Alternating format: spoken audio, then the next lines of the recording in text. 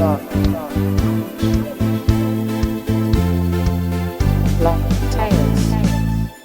and welcome to a new episode of Blocktales Unchained Story. My name is Sarah and I'm the managing director of Blockchain Founders Group. And today I have Roy Bernheim with me. Super happy to have you here.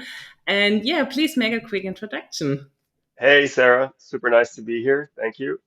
So I'm Roy Bernheim, and I'm one of the co-founders of Decommerce and Tivo. Super, thank you. We will definitely talk about that later. So maybe let's start with our quick question. How would you explain your Web3 everyday life to your grandma? Hmm. So my Web3 everyday life. Okay, so my grandma has Facebook. She has a Facebook Oh, account. that's So nice. yeah. That's cool. So what I would say is, so imagine your Facebook account was your bank account, and so you store your money in your bank, and then if you wanted to change from one bank to another bank, they would let you go, but they would keep your money. Oh, wow, that's really, really bad. But this explanation is super nice. Wow, this is really cool. I like that. And this is what happens with your data. Wow, I really like that. And I think your grandma would agree that something needs to be changed on that side because I think nobody will leave the money somewhere behind only because of changing the bank account. Cool, nice, thank you. Yes, she'll get very worried, I think, for sure. Oh yeah, for sure. That's true. So maybe let's start with how did you get into blockchain? So where did your journey start? When was it? And what happened? So my blockchain journey started in 2016 in Burma or Myanmar. When I was still based in Asia, a friend of mine told me about this project he had found in Burma, and it's a climate project that you could buy some sort of token online for $1, and for each of those tokens, they would then plant a mangrove tree on the Burmese coast. And not only that, but they also registered with carbon credits. So then if you hold those tokens on some kind of app, they would pay you out money for holding that.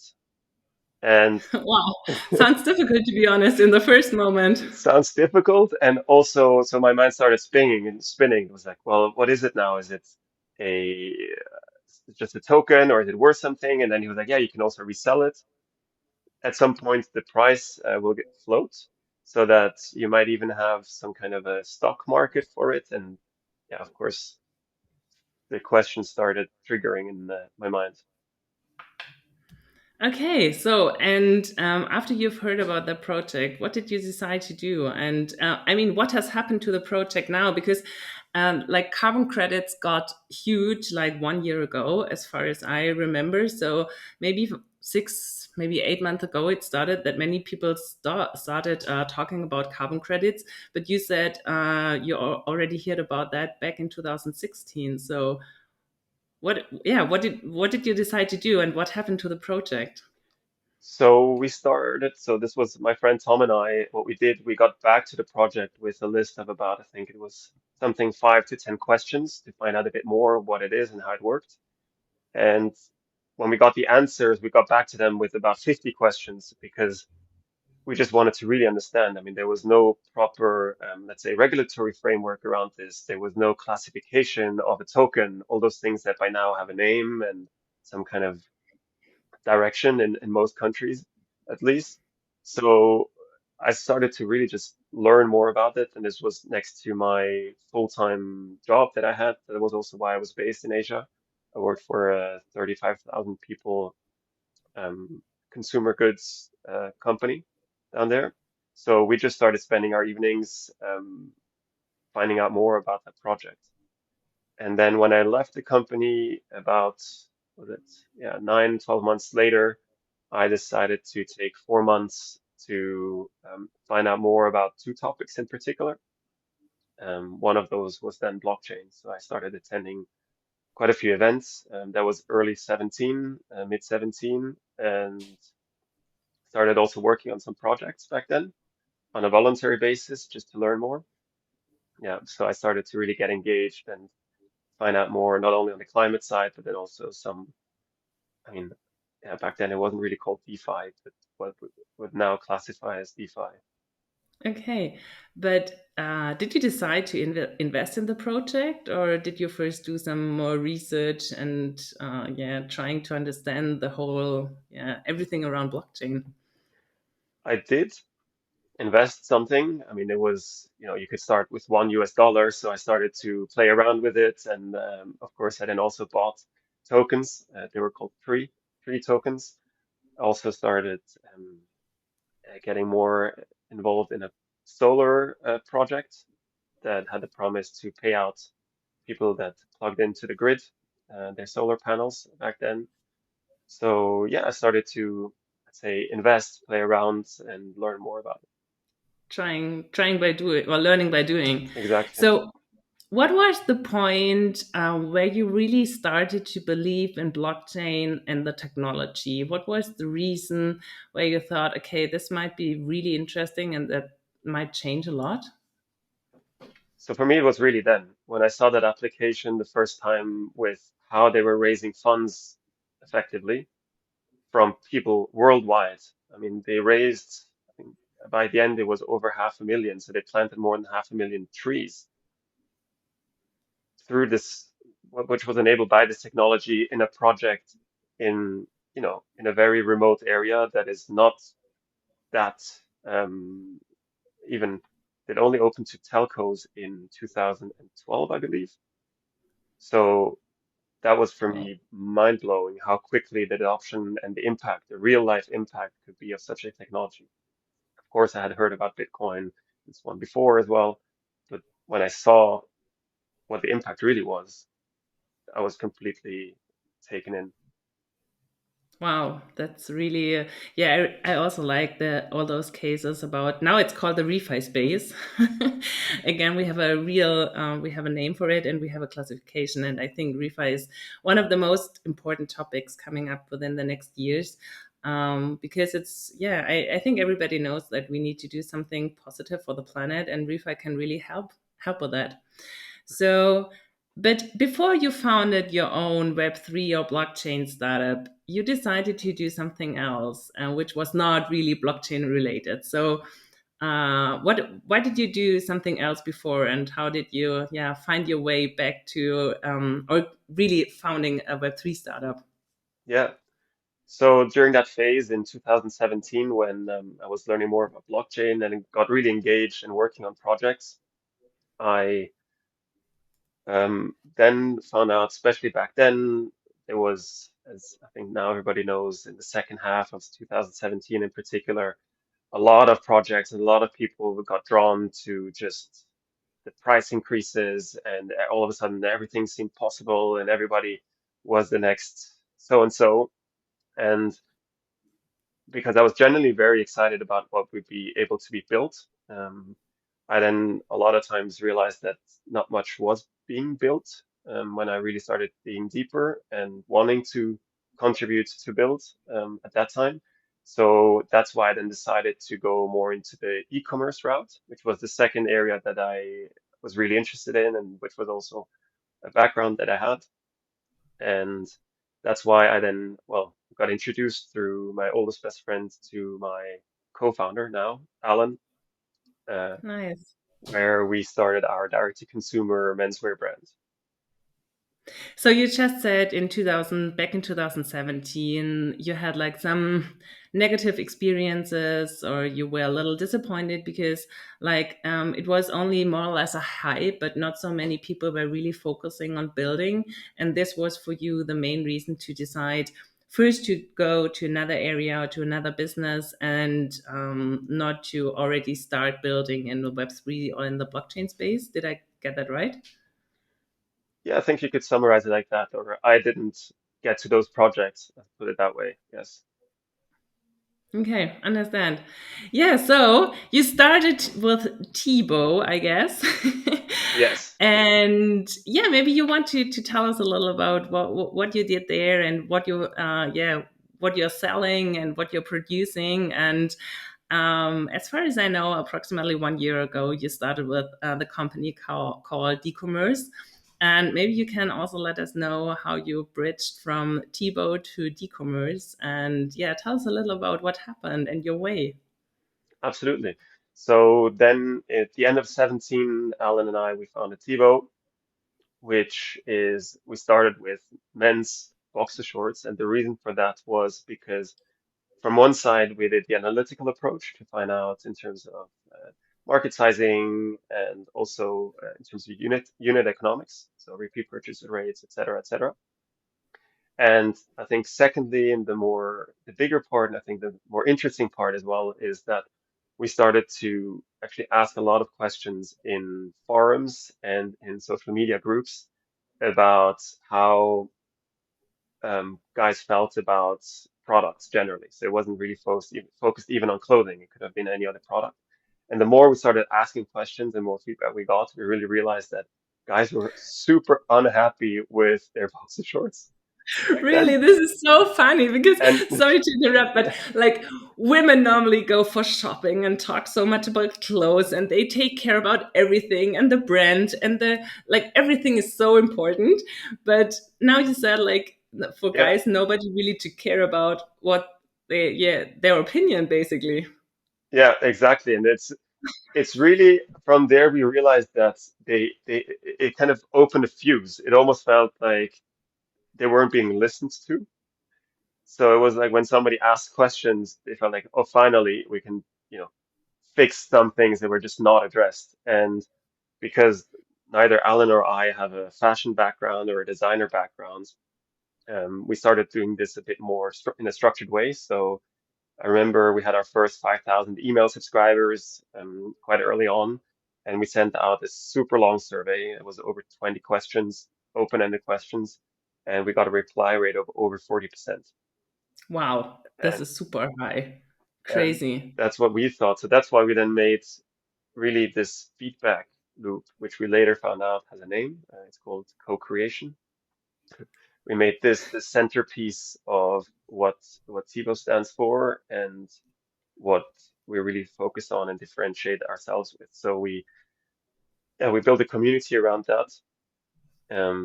We called it we're the community-led brand, and we then later also then realized that it has other benefits. Like for example, people are much more likely to come back, 3 times more likely to come back to your web shop when they're um, engaged in that way and really part of shaping what they wear in our case.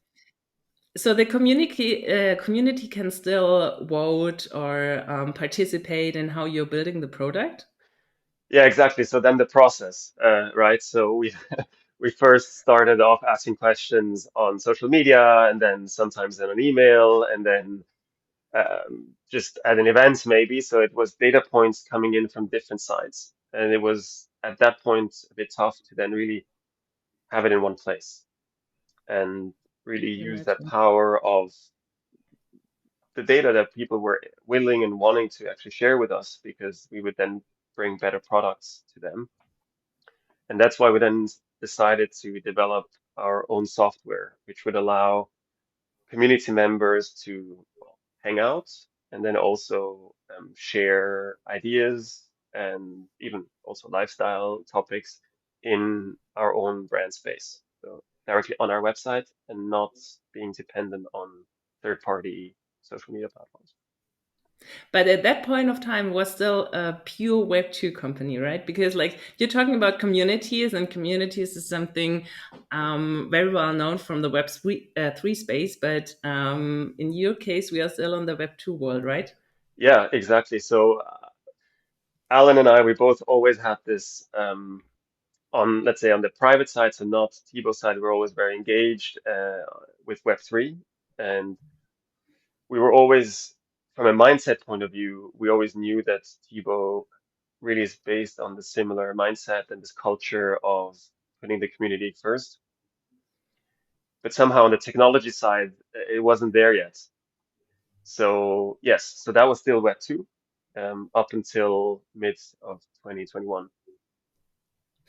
And yeah, what happened afterwards? Because yes, I already said it. You founded Decommerce in January 2022, And so I think Tebow still exists, so people can still buy your products. But there must be, yeah, anything must have happened that you decided to found another company. I mean, I think it wasn't because you had been bored, but there had been many other reasons, I guess. Yeah, so we built this software that I mentioned earlier. Well, back then it was the community space, we call it, our community software. And we started seeing huge positive effects on our unit economics. So I mentioned earlier, one was, for example, that people that were part of this community on our web shop, that we could also communicate directly. So we were not dependent on the algorithm of some platform. And I think they were emotionally, or they are still emotionally much more vested, because they can shape the future of the brand. We started seeing those big effects and started talking about it, of course, as well. We were at a couple of conferences and we got interest from other brands. So, Yeah. quick question in between. Why is only why I think I know that some brands are doing something similar, but not a lot. So, do you know why? Because it seems to be very obvious that it helps to engage customers if you do something like co-creation. Why do only some brands do it? We had the same question, really. It seemed Yes. to us so natural to do. And we found out that there were a couple of reasons. One of them is, for example, the just purely how the companies are set up. So if you really fully want to embrace and authentically want to embrace this community-led approach, you need to change your structure from how you've been doing things. Understand. Okay. Because all of a sudden it's not just top down, this is what I want. Maybe you have an in-house designer, maybe you have a whole team, and pushing it down and telling the factories how to produce it and then pushing it out to the market. And then the marketing team starts kicking in. But you actually pull in your marketing or your communication team right at the start. Understand. And you have to bring that into your supply chain as well if you really want to be serious about it. So I think that's one part where some might be a bit maybe hesitant at the beginning to really fully do that. And I think the second one is I think same thing with e-commerce. I think everybody knew that it's going to come back 10, 15 years ago, but how to do it. So the know-how, the knowledge of how to really do that, I think wasn't there, especially at the time. Yeah, I understand. I think if a company is kind of up and running, it's super hard to change processes, especially if it's not only like 10 people or something like that, but if it's like a huge company with some hundred of employees, it might be super hard to change it. Wow. Okay, interesting. Got that. Back then. And now, what we see, so we have, one very big example, Nike, for example, which is really spearheading and put out that big commitment to do this. And we're now seeing that other brands are now looking at options of how they could enable to truly onboard their community. So I think those kind of spearhead or lighthouse projects are happening now. But I think back then when we started Tebow, it was not there yet. Interesting. So you already had your community in the Web 2 space, and Mhm. then you decided to found Decommerce. So why? So the reason was really the feedback from the market. So we had our community, we have a community of about 400,000 members with Tebow. And then we started, as we were invited at some conferences to talk about the effects that the software had. We also um, did a project with ETH Zurich, the technical university in Zurich, with data scientists, a third-party study that basically gave us back that data that confirmed that the positive impacts are really there.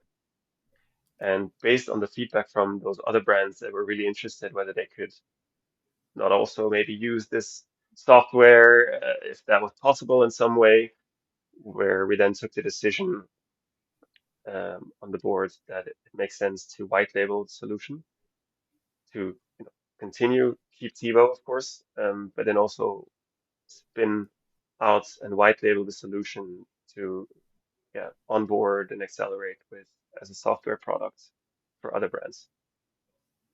Understand. So, what's your mission, or do you have something like a mission? What comes into your mind? What do you want to change, or how do you want to influence the Web3 space with what you're doing? Absolutely. So for me, the inspiration really came from this very first project that I talked about in Myanmar in terms of the mission. And what it showed me back then is that what we want to bring into the commerce world. So what our mission is to make commerce equitable.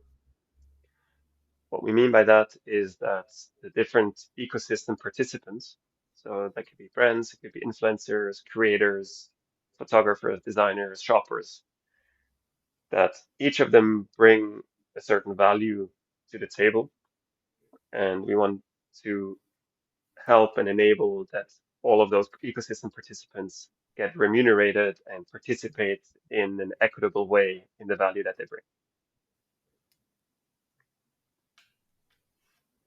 Okay, understand. So, how are you doing that? So, what is your can you describe it a little more for our audience to understand it a little better how your product works and what are your the why should I use it, or as a company why should I call you and ask for your product? Mhm.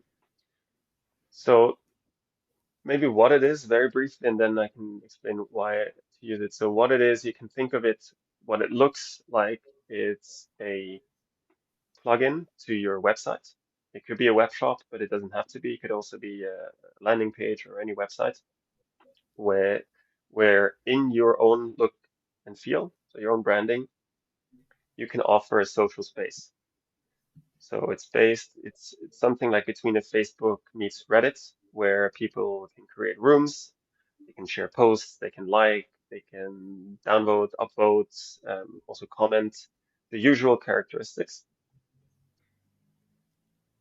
But the big difference is that it can either sit really directly in your web shop on your site, so not somewhere completely away, or in your app, or on a microsite, for example. If you want to host a campaign for a specific time period, then this can be on a separate landing page as well.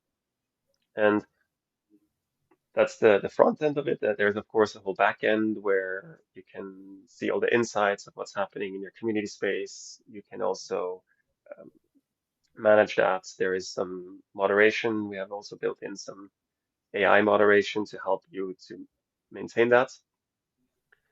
But then why to use it? I think that's super important. And the big reason why brands use it is because they've realized that this promise of direct to consumer that I think was so big over the past 10, 15 years is true for selling. So you can sell directly through your website, but a lot of brands have made themselves completely reliant on the communication channel through social media platforms. And what we do is that we don't own the data that happens in the community space. So if you were to host, Sarah's community space, we are the software, the infrastructure that enables everything to happen there, but the data is actually between you and your community members. And that's a huge part. What that also means, of course, then for then more on the business side, you can then mm, highly segment because you can find out what do people talk about, what is relevant, what isn't. We connect with all sorts of existing platforms like Shopify, Klaviyo as an email marketing tool, Yotpo, loyalty, etc. And the the important part here is the remuneration bit. So that's where it becomes this equitable part, is that the brand can actually set up bounties for the community members, which is then rewarded and remunerated through Web3 and blockchain technology. Nice, I like that. So you said like the e-commerce promise from back then, several years, is only true partly because at the moment, people can sell directly, but the community is hosted, let's put it that way, on other platforms, for example, LinkedIn or Facebook. So, what do you know about those platforms and why is it a problem? Because my experience is it's always negative if you depend on somebody else, especially if it's like huge companies. And I mean, this is one of the important thoughts from Web3. So you have an high independent on other companies, and sometimes they just change things, and you don't know what has happened. But you maybe it's hard to access your followers and your customers. So what do you know about this, and what's going on in that space at the moment? Yeah. So I think those platforms are extremely relevant and important now for certain things. However, I think one number that is very shocking that I think very few people know is that the organic reach number. So organic reach is defined in the social space as the amount of followers or the percentage of followers that you can reach that already follow you with posting something without paying for it. So let's say you have 100 followers, you make a post. How many people from your 100 followers see that in their feed? No idea. So, yeah, so that number, I don't know it for all the different platforms. I happen to know it for Facebook. It went from about 20% organic reach to under 2%. Wow, this is really bad. I mean, if I have 100 followers, it means that one or two people only see what I post. Yes, Wow, this is exactly. like really bad. Okay. So if as a brand or an influencer, you've built your followership over all those years and you might have spent a lot of money even building your followership, definitely a lot of time. Now, 98 of those followers don't even see your post unless you promote the post. Do you know why? Um, I I think I mean I think there are two topics that influence that. For one is that the adoption rate, so the users, so new user generated on those quite mature social media platforms has increased or but with less growth rates or stagnated or sometimes decreased. And at the same time, you have more supply of posts. So you have so on one side you have your screens or your users, which is the real estate that people can display what they want to show. The supply side has been flat and the demand for those screens has gone up. So in essence, you have a bigger battle for those screens. That's one Understand. big Okay. impact. And the second one is, of course, pressure to monetize the users more as well. So companies rely on the platforms and they especially kind of getting forced to pay because if they don't pay, nobody will see what they post. And so this is where your software is coming in, that you kind of help those companies to make their own or to build their own company with your plugin. And yeah, to be able to really reach the customers and the whole community, right? Yeah, exactly. And it's really about those that already want to hear from you. So, you have followers. Those are actually people that said, yes, I want to hear from you. I want to engage with you. I think it's really interesting what you post, or it looks nice, or whatever it might be. Um, but they don't hear from you anymore. And I think the social media platforms are, of course, for awareness and for finding new people that might want to hear from you. For that, it's still very relevant. But for those people that already like you know, why should they not be in your space? And you have that direct communication and also the ability to actually reward them for their loyalty, for being active directly. Wow. Yeah, well, super interesting. I personally didn't know that the reach is so bad or so difficult to still reach my followers and my customers. So thank you for that explanation. And I think it's super important what you're doing. I really like that. Thanks. And I think one big area which is less on the brand side, but it's I think personally what really motivates me is that all of a sudden now people that were previously maybe not even able to earn store credits or engage with the brand in a meaningful way because they were sitting in markets that are just not addressed by that brand can, through our software, contribute to a brand's success. As an example, if you're a photographer who sits in, I don't know, South Africa or in Brazil, but the brand actually doesn't have a web shop there or doesn't engage with anything there, if you get remunerated in just in-store credits, it's not really relevant for that person. They can't earn a living from it. But if you can remunerate that person directly through to their wallet by, yeah, submitting really good pictures, for example, it's it's just amazing what you can do then in terms of job creation, value distribution by very easy means. So when people log in, for example, to a community space that is enabled by our software, there is an auto-generated wallet for them right in there. The brand gets to choose which wallet, which chain they want to use. So it's multi-chain. And by that, they can then start remunerating those different users immediately, wherever they sit. And I think that's really, really important. That's something that motivates me personally a lot. Yeah, that's super nice. And I think I know that you're living a life of a digital nomad, like a real digital nomad, because you just said like for people, it doesn't matter where where they live, where they are based.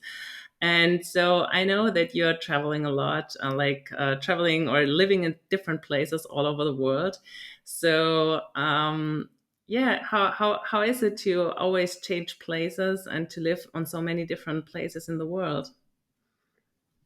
Yeah, so for the past, especially for the past year, it's been quite a lot of motion. There's been a lot of either meetings or then also some conferences that is usually, you know, yeah, putting me on the road. And what I love about it really is that I get to meet a lot of really cool people that are building great things um, in the Web3 space, but also in the, I'd say, more traditional areas like e-commerce that I'm passionate about as well.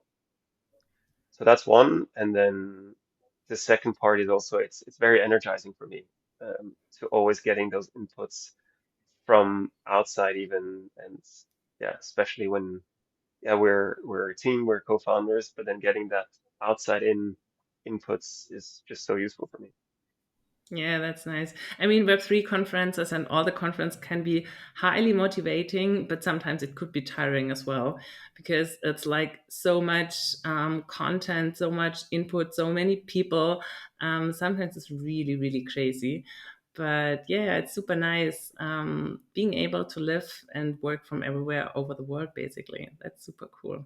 Hmm. So I would already come to one of my last questions. So we're always trying to finish the episode with a question that is, so tell us your favorite crypto story or blockchain story in 30 seconds. Something like once upon a time. Do you have anything that comes into your mind? Any nice story? Anything you like to share? So yes, one story is with my brother. So back in 17, I took him along to a blockchain meetup, and fast forward to now, he's holding Twitter Spaces in Spanish. Even it's not even his mother tongue, and Oh, talking about wow. DeFi at the highest level. And it's just so much fun to yeah to see him how he just really took this and ran with it, and is just amazing what he's doing working with the Web3 Foundation, basically people from the Web3 Foundation at the yeah at the highest level of the whole DeFi space. So that's a very cool story and one that I'm passionately following closely. Yeah, I think it's super important that you have somebody who's kind of helping you to enter the space. I think this is basically what you're saying, because especially back then in 2016 or 17, it was super hard to start. I mean, still it's not that easy, but you have many possibilities through classes and online, Mm, yeah, courses basically. But still, it's always great if you have somebody who's kind of supporting you. yes. He, he didn't need a lot of support. Don't want to say that, but Okay, got it. but it was yeah, it was really really fun. I mean, it's so cool to see that. And I agree, though. I think there's still a bit of a barrier maybe for some people when they hear the word, they just it just shuts down, or they think, oh, it's something out of this world, which yeah, it definitely isn't, and it's getting much less so. So yeah, adoption and also how easy it has become and seamless between Web 2 and 3, especially that's also something that we're really focusing on a lot. So we really want to make it so that it's solving the industry problem. So we're really looking at what does the industry have, what are they missing, and the technology that we see is helping to solve a lot of those issues happens to be Web3. And this is for us really what is the main thing. So it's not, let's say, a goal in itself to create Web3 adoption, but that the goal in itself is to really add value to the world. And if, of course, there is Web3 that helps to do that, then that's amazing, and adoption happens out of that. So that's really the approach that we're taking. Wow, I think this is super important. It's not about the adoption, but it's about the use cases behind. And of course, if the cases are great and really helpful, then the adoption will grow by itself. But Yes. not the other way. It's not about adoption. It's about the use cases. Yeah. Wow. This is, I think, a great thought. And that's where we're coming in with that. So, when we can onboard a brand or an influencer and they invite their community, everybody who creates an account, who joins, they automatically get a wallet. And just the network effect of that generates adoption in itself, even though adoption for us is not a goal per se as a standalone, but it's solving problems of the real world.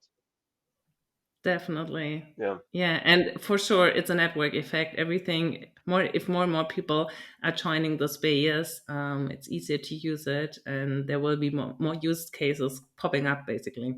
Yeah. 100%. Super nice. It was really interesting talking to you, Roy. I think I learned a lot. I didn't know anything about the e-commerce space. So thank you for sharing your thoughts. And yeah, it was really nice talking to you. Thank you. Thank you so much as well for all the questions. And it was super nice to talk to you too.